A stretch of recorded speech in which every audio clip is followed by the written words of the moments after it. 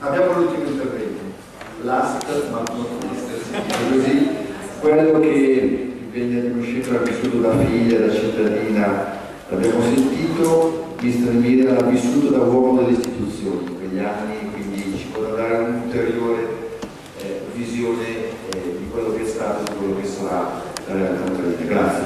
Thank you. Grazie. There are two ways to look at what your president has. One, so the personality, and that's in front of you. You can see a picture of the story about the Beauty and the Beast.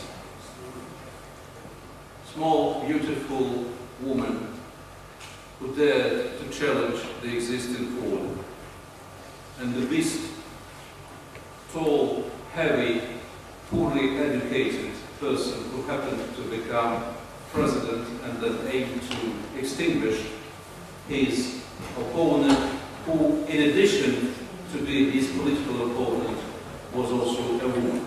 This is one way to look at the story. Ci sono due modi per vedere il presente. Il primo è quello personale. Fronte a voi avete un'immagine in cui vi è la della e la bestia. La bestia è una persona istruita, una persona che è diventata presidente e che si è imposta con la forza. La seconda è la bella, quindi una persona istruita, una persona che ha sofferto. This is very tempting, and there is really a reason also to go through these lenses. And I believe Eugenia, someone who grown up with her mother and experienced with all this accumulation that the Beast applied to the Beauty, could tell you much more. From my point of view, it's not just a strong woman, it's a courageous woman, especially if you use the definition of political courage that President Kennedy borrowed from Ernest Hemingway, describing political courage as an ability to preserve dignity under pressure.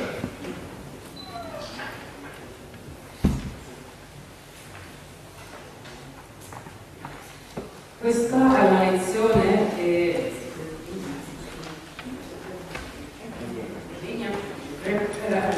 rappresenta questa lezione, perché lei ha vissuto con sua madre quello che la bestia ha fatto e quindi dire che è una donna forte è negativo perché è una donna coraggiosa. Coraggiosa è, come disse Hemingway, il coraggio politico sta ed è l'abilità nel mantenere la propria dignità.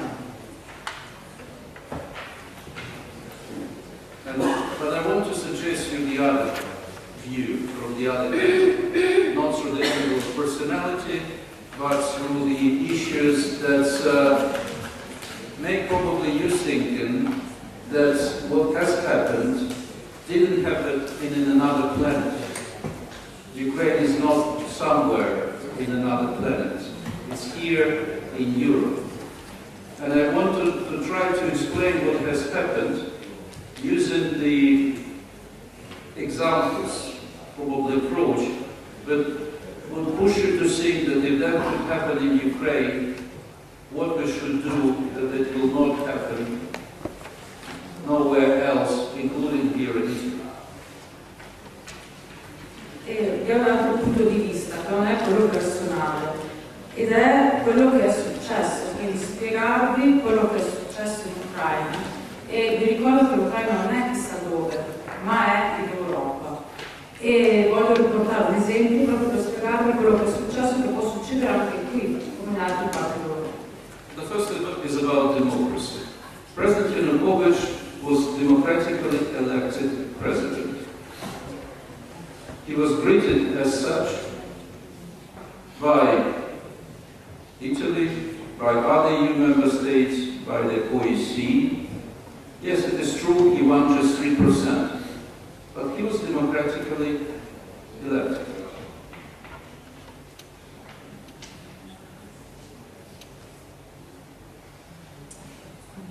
primo punto è quello della democrazia. Il Presidente è stato eletto, fu eletto ed è stato eletto democraticamente, supportato da tutti i vari governi e poi vi ricordo che è stato eletto democraticamente.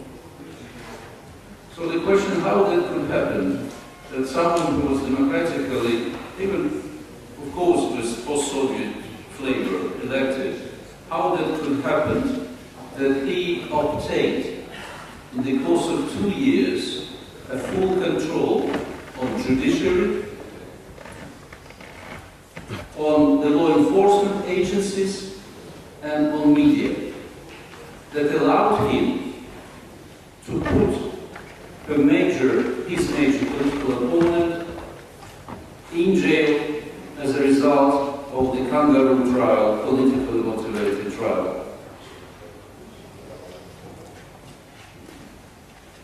Ora la domanda è questa: come è possibile che una persona eletta democraticamente sia riuscita in 2 anni a ottenere pieno controllo su agenzie di stampa, media, energia, e che con il suo potere sia stata in grado di mettere il suo oppositore politico maggiore in galera? And the point is, in the short answer, democracy is not just institutions of representation, it's not just elections, it's not just the institute that represents people's will. Democracy is also institutions of restraint, a strong judiciary, impartial, that would exercise justice, and also policies that are fair. That was lacking in Ukraine, and that brought the results that we could read in this book. La risposta è molto breve. La democrazia è anche data da istituzioni, da potere e da politici e da affari politici, ed è questa la democrazia che c'è stata in Ucraina e che è stata descritta all'interno del libro. And it was not Ukraine that gave corruption that name. Corruption exists in many countries, but this is precisely the challenge, that probably the great case of Tymoshenko and the way how he went through all these troubles and injustice also shows that there are some lessons that other countries, even such democratic by European standards, that members of the EU could also should think seriously not to allow these imbalances between the institutes of representation and the institutes of restraints to that harm people's lives. Ma la corruzione non esiste solo in Ucraina. L'Ucraina non è l'unico paese in cui ha la corruzione, esistono molti altri stati. E in Ucraina, appunto, ne è un esempio il caso Tymoshenko, i suoi problemi e tutto quello che è successo. Ma quello che è successo là può succedere anche in altri paesi, ed è per questo che le istituzioni devono continuare a lavorare, non devono essere corrotte e bisogna far sì che le persone possano essere libere, senza limitare le loro vite. And the second issue is about security, or international security. Let me explain, because this is a continuity of what has happened and what is happening now in Ukraine. Let me explain this in the following way. 20 years ago, in Budapest, that was like this podium, and there were 4 presidents sitting there. President of the United States, Bill Clinton, Prime Minister of the United Kingdom, John Major, President of Russia, Boris Yeltsin, and President of Ukraine, Leonid Kuchma. And they signed the document known Budapest Memorandum.